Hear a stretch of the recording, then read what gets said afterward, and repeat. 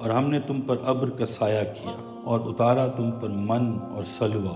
ہم نے کہا کھاؤ ان پاکیزہ چیزوں کو جو ہم نے تم کو عطا کی ہیں، اور انہوں نے ہمارا کچھ نقصان نہ کیا بلکہ وہ خود اپنے اوپر ظلم ڈھاتے رہے۔ اب یہ جزیرہ نما سینا کے لکوں تک جو صحرا تھا، اس میں 6 لاکھ کا قافلہ چل رہا ہے۔ دھوپ کی تپش سے بچنے کا کوئی انتظام نہیں۔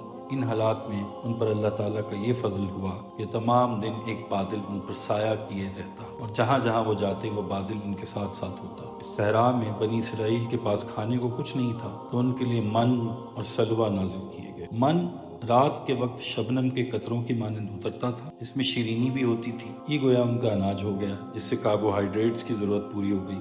سلوہ ایک خاص قسم کا تیتر یا بٹیر کی شکل کا پرندہ تھا۔ ان پرندوں کے بڑے بڑے جھنڈ آتے اور جہاں بنی اسرائیل ڈیرا ڈالے ہوتے تھے اس کے گرد اترتے تھے۔ یہ ان پرندوں کو آسانی سے پکڑ لیتے تھے اور بھون کر کھاتے تھے۔